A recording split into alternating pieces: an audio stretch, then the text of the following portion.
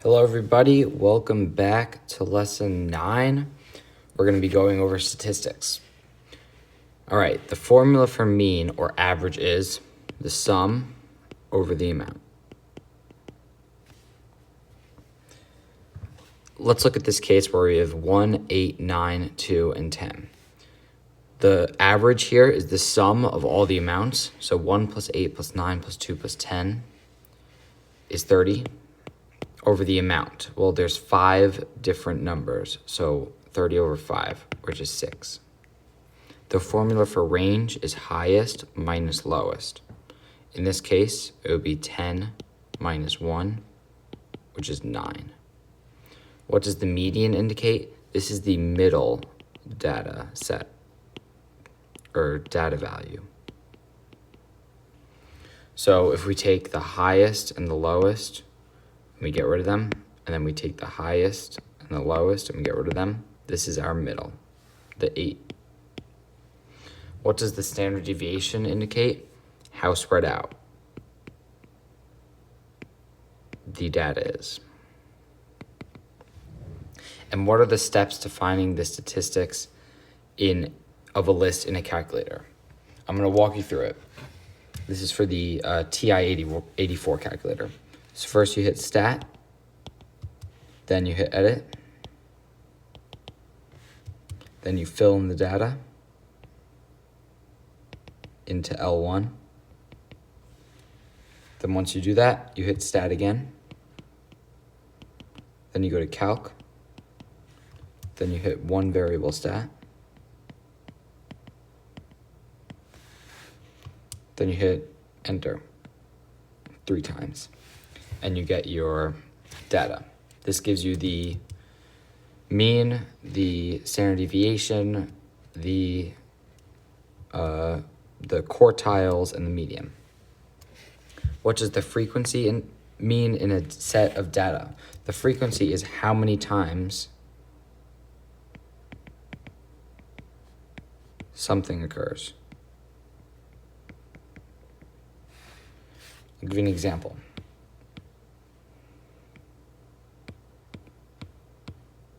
Let's say we have the age of presidents in here.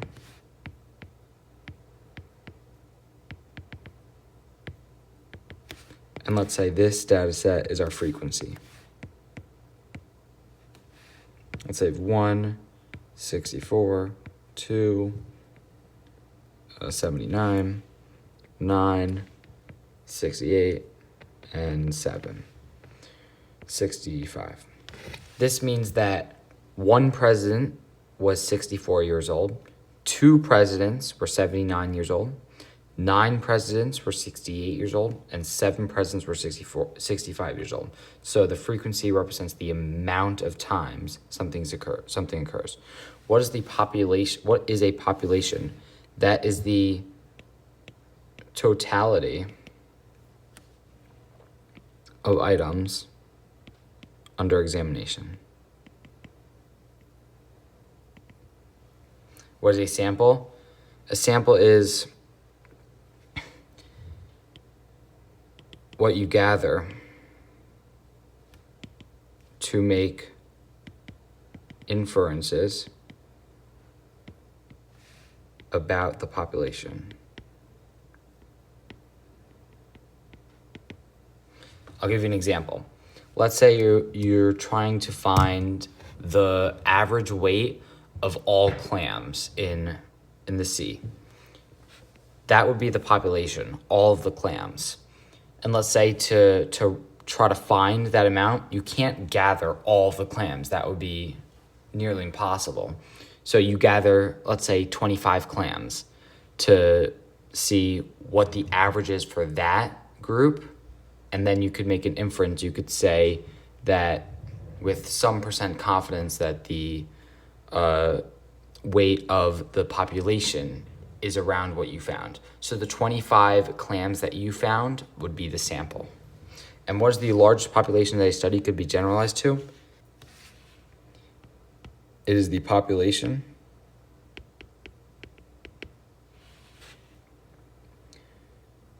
about the sample. So in that clam example, if you gathered 25 clams, the population it could be generalized to, about if you made a study about that, would be all clams. Now we have a long question here. A polling agency recently surveyed 1,000 adults who were selected at random from a large city and asked each of the adults, "Are you satisfied with the quality of the air in the city?" Of those surveyed, 78% responded that they were satisfied with the quality of the air in the city. Based on the results of the survey, which of the following statements must be true? Of all adults in the city, 78% are satisfied with the quality of the air. Now, if we read this question carefully, we know that 78% of the 1,000 adults that were selected at random, this is not all of the adults in the city, it's just 1,000 adults from the city. So you can't say for certain, it must be true that 78% of all adults are satisfied with the quality of the air. If another 1,000 adults selected at random from the city were surveyed, 78% of them would report they are satisfied with the quality of the air in the city. Here you just have to use common sense. You selected 1,000 and 78% that they responded that they were satisfied. Does that mean that if you go and select another random 1,000 people, adults, that exactly 78% would be satisfied? No, you can't guarantee that. If 1,000 adults selected at random from a different city were surveyed, 78% of them would report they are satisfied. That's kind of the same thing as the second option, but it's from a different city. So there's absolutely no way we could assume this. So it's none. Something that you would be able to assume, or that would be correct if you, let's say you had a fourth thing, and it said 780 people from this survey said that they are satisfied with the air quality. That would be true because it was 78% of the 1,000. Another thing that you could say is it can be reasonably inferred that the majority of adults in the city are satisfied with the air quality. You could definitely say that. But a key thing to note about these questions is that you have to be careful. If it says what must be true, you have to be the answers are very specific, and you have to make sure that it is true all of the time. 5 students took a test and their average was a 90. If the highest scoring student was removed from the group, the average would be an 88. What did the highest scorer get on the test? So if we have 5 students, we know the average equals sum over amount, and we have 5 students, so the amount is 5, and their average is 90. So let's look at the first group where we have the average is 90, the sum is what we want to find, and there's 5 students. So that means that the sum of the first group is 450. Let's look at the sum of the second group. The average was an 88, and 1 person was removed from the group. So now there's 4. So 88 equals sum over 4. 4 times 88 is 352. So the sum of this group is 352. And if we look at these two groups, we took away one data value, and the sum dropped from 450 to 352. So that means that this scorer had to get a 98 because it dropped by 98. The mean of 4 students' test scores is 82. 3 of the students scored 80, 85, and 88. What did the 4th student score? So we know that the average equals sum over amount. There's 4 students. The average was an 82, and the sum is 80 plus 85 plus 88 plus whatever this last person scored, x. Now, if we want to solve for x, we just do 4 times 82, then we subtract 80, subtract 85, and subtract 88. And this person scored a 75. Determine the mean, median, and range for each of the following data sets. So for the first one, what you should always do if you're given a data set in the calculator section is you want to do the steps in the calculator, which is stat, edit, fill your data in, then go stat, calc, one variable stats. So here, if you fill in your data, 29, 22, 12, and 26 into L1, and you go to calculate, you get the mean to be 22.5, the median, the calculator says 24. The calculator does not give you range, but it's not that hard to find range. That's just highest minus lowest. So 29 is the highest, minus the lowest, 12 is 17. Now, we have a ACT score and a frequency list. So this is a little harder to do on the calculator, but not that much harder. What you want to do is you want to go into stat and edit again. You want to fill in your data for the ACT score into L1. So 19, 28, and 23 goes into L1. And then L2, you want to put your frequency, which is 5, 6, and 12. Then you go to stat, calc again, one variable stats. Then you go down to frequency list and you hit second 2. That puts in L2 for your frequency list. Then you calculate, you get your mean is 23.4, your median is 23, and your range is highest minus lowest. Note that you're not doing highest minus lowest for frequency because that is not what the actual values are. The actual values are the ACT scores. So you do highest minus lowest, or 28 minus 19, which is 9. A set of data has 10 points. If the largest data point were made 10 times greater than its original value, which of the following would not increase? So that's like saying we have 1, 2, 3, 4, 5, 6, 7, 8, 9, and then 10. Now we have a new data set, but instead of 10, we have 100. Which of the following would not increase? So if we look at the range as the highest minus the lowest, and that would definitely increase. It goes from 9 to 99. So no, that's not the answer. If we look at the median, well, that might increase. That actually won't increase because it's the middle data set. Just because we increased the 10 does not mean that the middle data set, the middle data value will change. So we'll keep that. The standard deviation. The data set becomes more spread out if you have a 100 instead of a 10. So that definitely increases. And the mean, well, it's the mean or the average is sum over amount. The amount doesn't change. That's still 10 data values, but the sum increases by 90. So the mean would definitely change. The median stays the same though.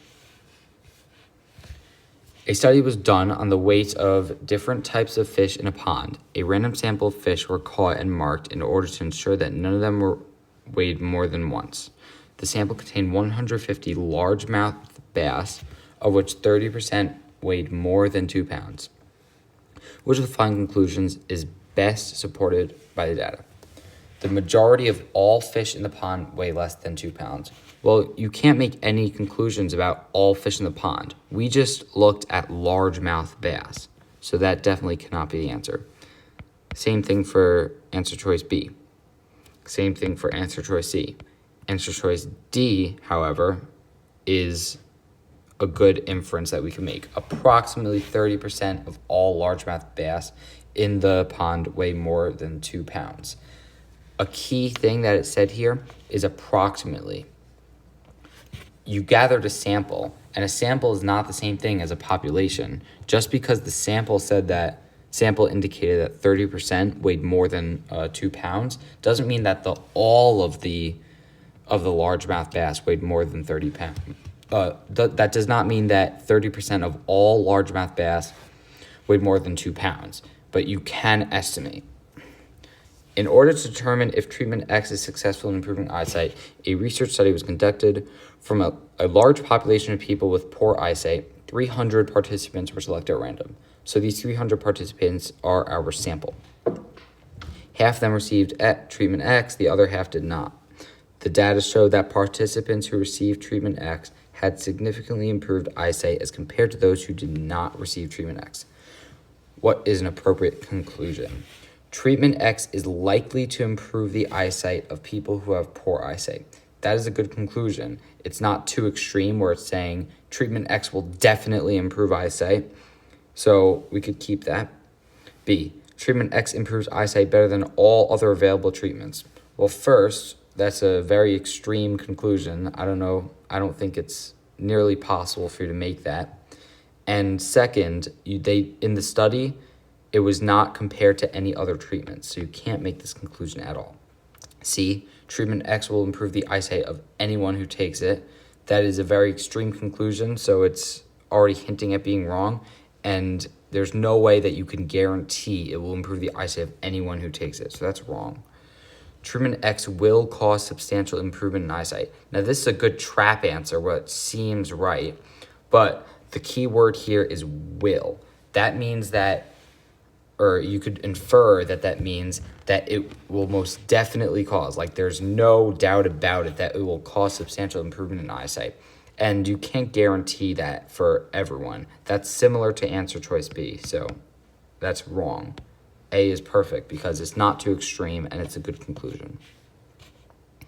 A town newspaper polled 500 voters selected at random from a list of all registered voters in the town. Of those polled, 41% approved of their state governor's performance. Which of the following is the largest population to which the results of the poll can be applied? So we want to find the largest population that we could generalize to.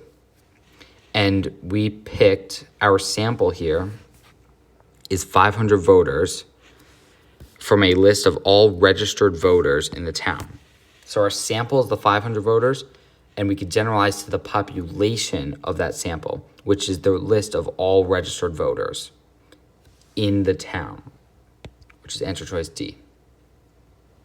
All right, that's it. Hope you learned a lot.